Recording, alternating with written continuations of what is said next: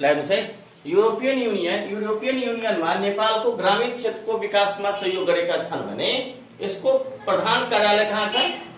के अरे ब्रसेल्समा। कुन देशको? बेल्जियमको ब्रसेल्समा यसका प्रधान कार्यालय छन्। अब यसको स्थापनामा कसले योगदान, कुन के अरे यसको स्थापनामा 4वटा सन्धिको योगदान छन्। पहिलो पेरिसको सन्धि, त्यसपछि रोमको सन्धि, मास्ट्रिक्टको सन्धि र लिस्बनको सन्धि। यो 4वटा सन्धिको योगदानबाट परिणाम स्वरूप युरोपियन युनियनको स्थापना भएको छ। पहिला हेर्नुस् है, पेरिसको सन्धि। पेरिसका सन्धिमा 6वटा राष्ट्र, फ्रान्स, बेल्जियम, त्यसपछि के अरे जर्मन, इटली, लक्जमबर्ग र नेदरल्यान्डले हस्ताक्षर गरेको थियो। कहिले सन्धिमा हस्ताक्षर कहिले भएको छ? 1951 मा र लागू हुन्छ 1952 देखि यो लागू भएको छ। यो सन्धि जुन भएको छ त्यो सन्धिमा भएको के छ भने कि कोइला र स्टिलका जुन एउटा समुदाय छन्, जसको देशमा कोइला र स्टिल थियो, उनीहरूलाई अब यो सोच्छन् कि यो कोइला र स्टिललाई एक्सपोर्ट र इम्पोर्ट कसरी गर्ने, कसैसँग फ्याक्ट्री थियो, कसैसँग त्यसका खनिज थियो। अब जसले खनिज र जसको मानौ जोसँग खनिज छ त्यसले र जोसँग फ्याक्ट्री थियो त्यसले दुवै मिलाएर यिनीहरूले आफ्नो एउटा संगठन, युरोपका जे जति राष्ट्रहरू छन् सबैले के गर्छन्? एउटा युनिटी बनाउँछन्, सन्धि गर्छन्, जसको परिणामस्वरूप उसको आर्थिक वृद्धिमा सहयोग गर्छन्। र तिनीको जुन स्थापना कालका जुन 6वटा राष्ट्र छन्, लेख्नुहोस्। स्थापना कालका राष्ट्रहरू, रोमको सन्धिमा हस्ताक्षर गर्ने राष्ट्र र युको संस्थापक पनि यी 6वटाले भन्ने गर्दछन्। 6 राष्ट्रहरू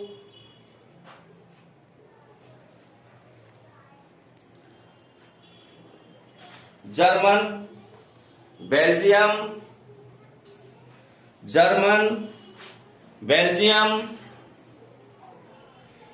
अर्को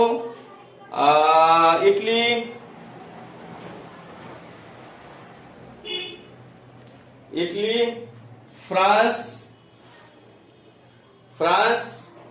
लक्जमबर्ग र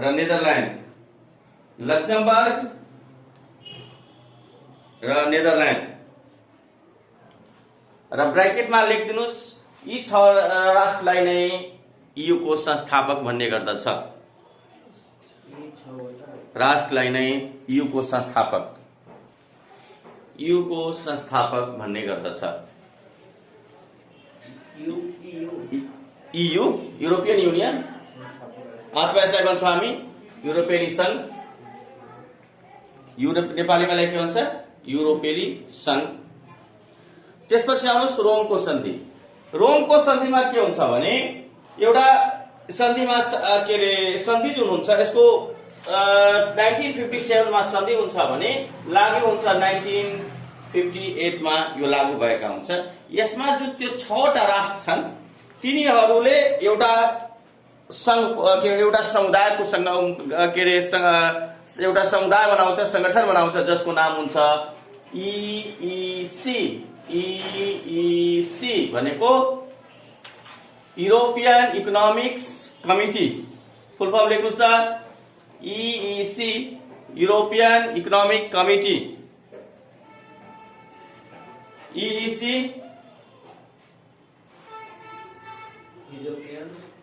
युरोपियन इकोनोमिक कमिटी। नेपालीमा लेख्नुहोस् युरोपेली आर्थिक समुदाय।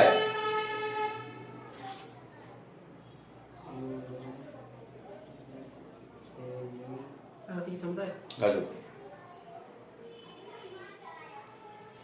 र यो सन्धि कहाँ भएको थियो? इटलीको रोममा। त्यसैले गर्दा के भन्दछ? रोमको सन्धि भएको थियो। कहाँ भएको थियो? फ्रान्सको पेरिसमा। त्यसैले गर्दा यसको नाम के भनेको थियो? पेरिसको सन्धि। र यसमा जुन छ यो सन्धिमा EEC बनाएर उनीहरूले आफ्नो त्यसै अनुसार धेरै ऐन कानूनहरू परिमार्जित गरेर बनायो। र यसकै अर्को नाम हो economic society, European society. EEC को अर्को नाम राइट डाउन, युरोपियन सोसाइटी।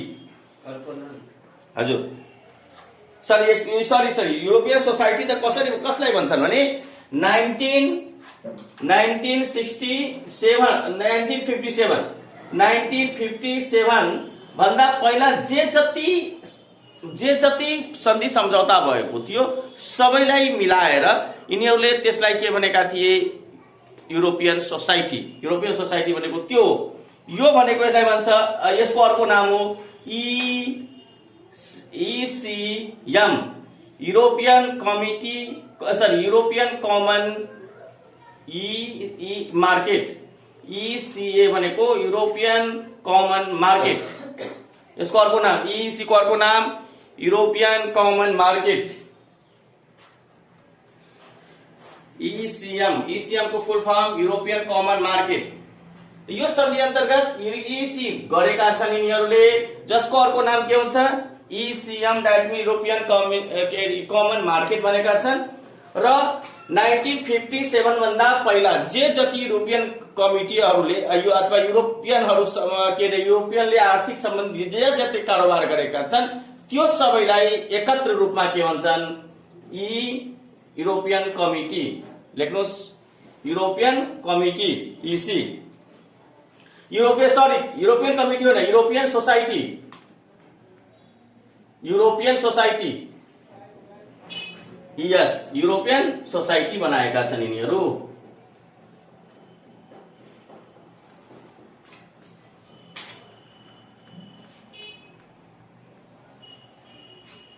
अब आउनुहोस् मास्ट्रिक्टको सन्धि। यो मास्ट्रिक्टको सन्धिमा तीनवटा मुख्य सन्धिमा के अरे हस्ताक्षर भएको थियो, जसको हस्ताक्षर उनीहरूले कहिले गरेका छन्, 1991 मा भने लागू गरेका छन् 1993 बाट। र यही सन्धि अन्तर्गत जुन सन्धि भएको थियो त्यसमै 1994 जनवरीदेखि एउटा नामाकरण गर्छन्, जसको नामाकरण हुन्छ EU, European union. Write down.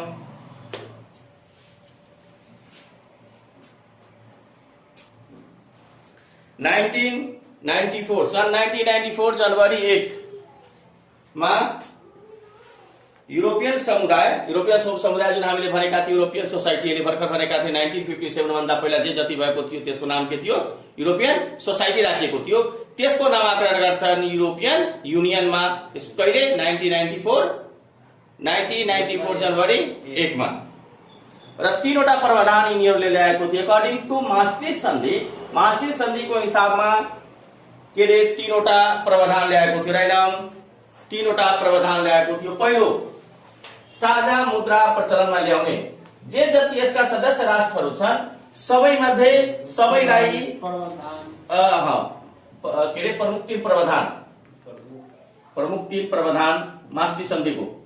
एउटा थियो कि जे सबै सदस्य राष्ट्रले कमन मुद्रा ल्याउने, मतलब युरोपियन जुन कोइन छ त्यो चलाउने।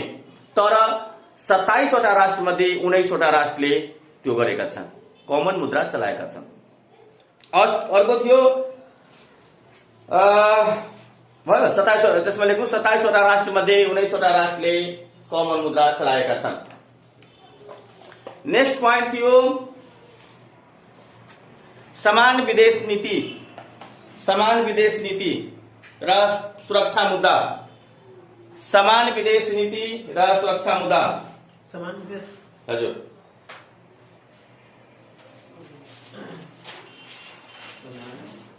समान विदेश नीति र सुरक्षा मुद्दा।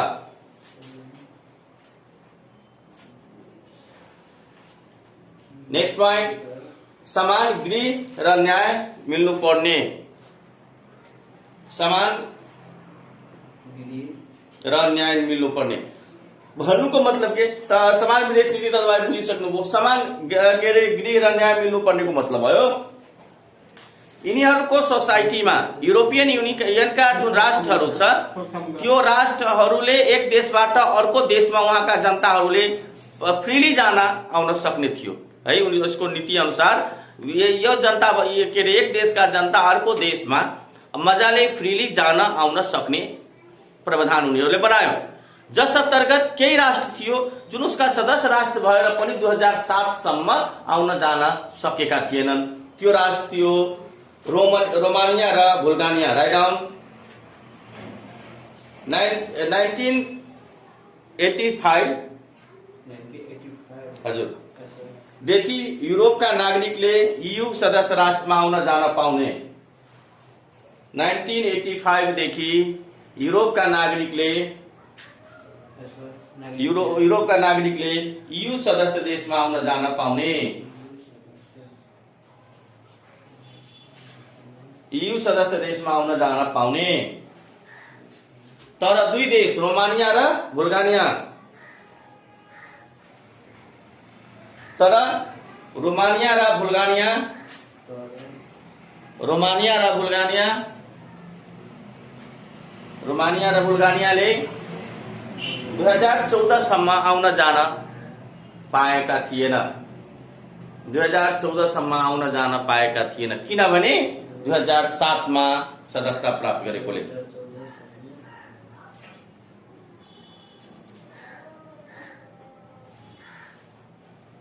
2014 सम्म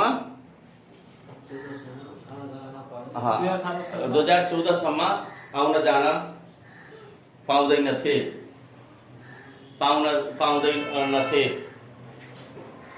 किनभने 2007 मा सदस्यता प्राप्त गरेकोले, किनभने 2007 मा सदस्यता प्राप्त गरेकोले। ठीक छ। अब तपाईलाई एक्जाममा सोध्न सक्छ के रे एक देशबाट युरोपियन युनियनका सदस्य राष्ट्रले एक देशबाट अर्को देशमा सबभन्दा पछाडि आउन जाने राष्ट्र कुन कुन हुन्?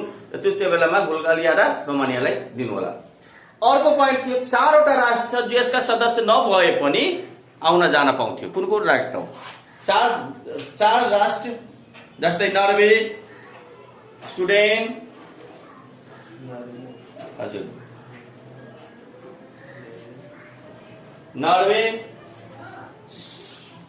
स्विडेन, अर्को लिस्चेटिन र आइसल्यान्ड।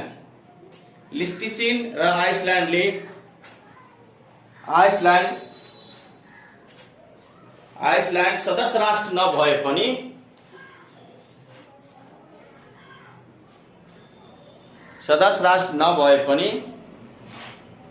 EU सदस्य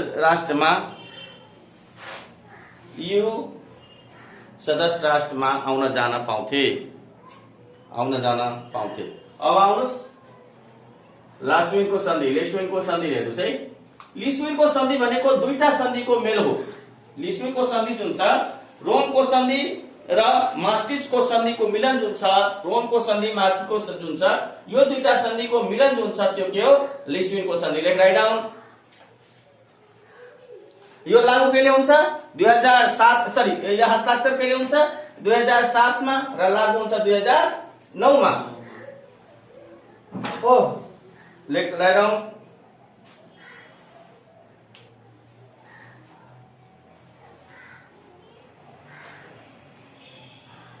दुईवटा सन्धि रोमको सन्धि र मास्ट्रिचको सन्धिको संशोधित हो।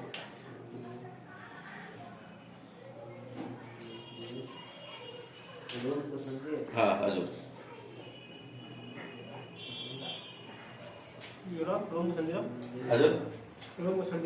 मास्ट्रिचको सन्धि को संशोधित हो अथवा मिलान हो, मिक्सर हो। अब आउनुहोस् युरोपियन युनियनका अङ्गहरू। चारवटा। यूरोपेली परिषद,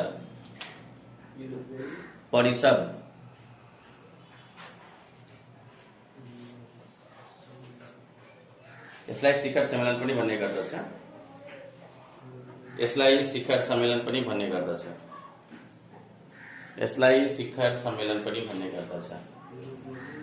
युरोपेली परिषद है, यसलाई शिखर सम्मेलन पनि भन्ने गर्दछ। यो प्रमुख र सर्वोच्च अङ्ग हो।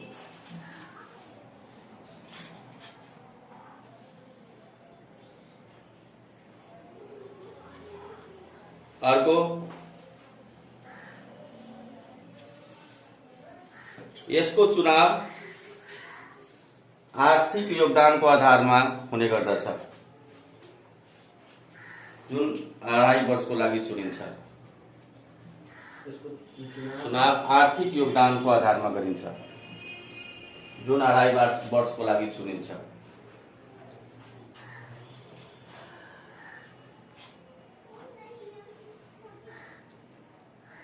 हो अर्को युरोपेली संसद, दोस्रो अंग युरोपेली संसद। यसमा 566 जना सदस्य हुन्छन्। यसमा 566 होइन, 766। यसमा 766 जना सदस्य हुन्छन्। जर्मनको संख्या सबभन्दा बढी 99 र माल्टाको सदस्य संख्या 9।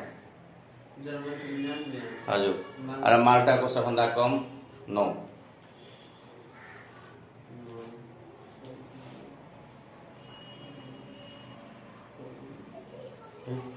अर्को आउनुहोस् तेस्रो पोइन्ट। तेस्रो अंग छन्, तेस्रो अंग 4वटा अंग लेखाइसकेका छु पहिले नि। युरोपेली आयोग, युरोपेली आयोग यसको राजधानी अथवा यसको राजधानी भन्छ, सरी यसको मुख्यालय बेल्जियमको ब्रसेल्समा। बेल्जियमको ब्रसेल्समा, बेल्जियमको ब्रसेल्समा भयो। अर्को यो कार्यकारी अंग हो र अध्यक्षको कार्यकाल 5 वर्षको। हजुर, अध्यक्षको कार्यकाल 5 वर्षको। अर्को युरोपेली अदालत, 4 नम्बरमा युरोपेली अदालत।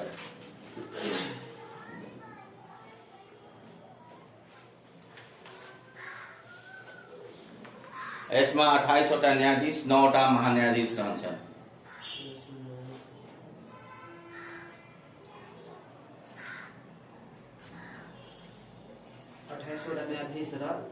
अठाइस वटा न्यायाधीश र 9वटा महान्यायाधीश, सरी 28वटा न्यायाधीश र 9वटा महान्यायाधिवक्ता हुन्छ।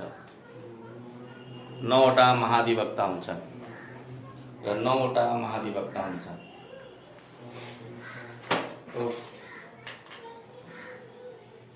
स्थापना कालमा कतिवटा के राष्ट्र थियो? स्थापना कालमा 6वटा हो। पछि गएर सबै थपिन्छ। टोटल सदस्यको संख्या कहिले छ? पहिला थियो 28वटा, अहिले 27वटा। एउटा राष्ट्र कुन हटेका छन्? बेलायत जुन छ यसबाट बाहिर गएका छन्। त जम्मा सदस्य राष्ट्र 27।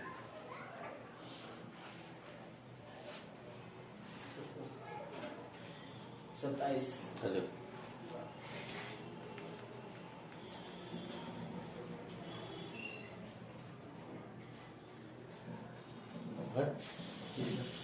क्षेत्रफलको हिसाबमा सबभन्दा ठूलो राष्ट्र फ्रान्स र सबभन्दा सानो राष्ट्र माल्टा।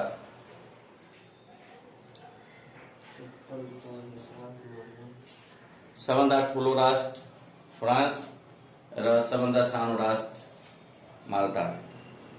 जनसंख्याको आधारमा सबभन्दा ठूलो राष्ट्र सानो राष्ट्र माल्टा।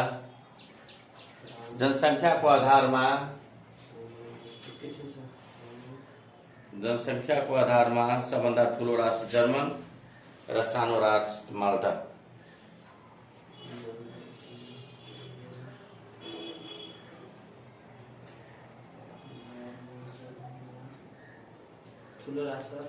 ठूलो राष्ट्र के को आधारमा? जर्मनी र सानो माल्टा। EU को नेपालमा 1992 मा सम्पर्क कार्यालय खोलियो। EU को सम्पर्क कार्यालय नेपालमा 1992 मा खोलियो। हजुर,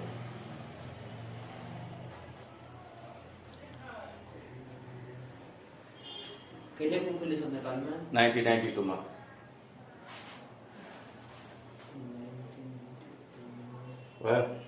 नेपाल र EU बीच कूटनीतिक सम्बन्ध 1975 मा देखि कायम भएको।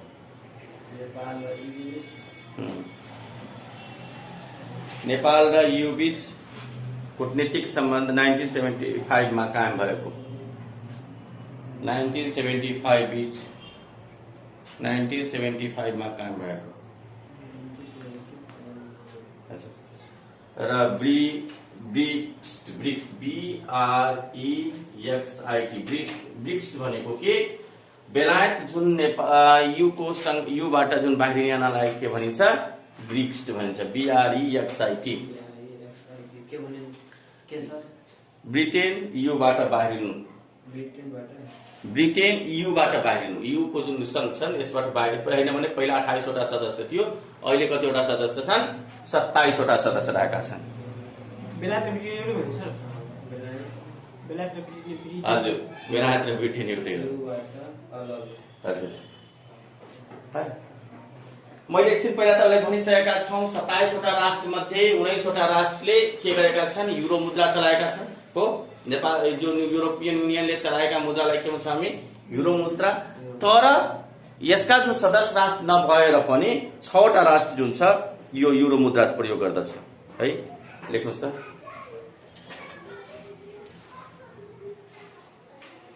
युले प्रयोग गर्ने मुद्रालाई युरो मुद्रा भनिन्छ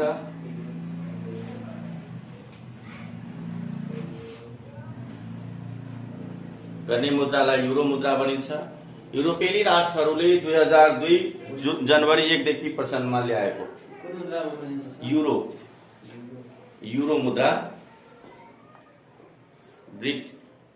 ब्रिटेनले के अरे सरी युरोपेली राष्ट्रले 2002 जनवरी 1 देखि प्रचलनमा ल्याएको युरोपेली राष्ट्रमा 2002 जनवरी 1 देखि प्रचलनमा ल्याएको 2 जनवरी 1 देखि प्रचलनमा ल्याएको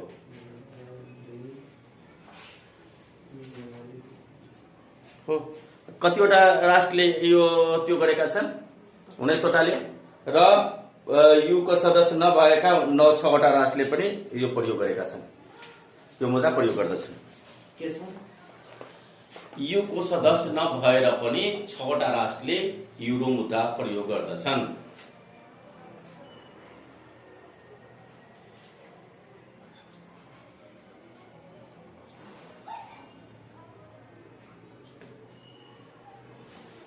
र युको प्रहरीलाई के भनिन्छ युरोपोल र स्थापना 1994 मा भएको के भन्छ सर प्रहरीलाई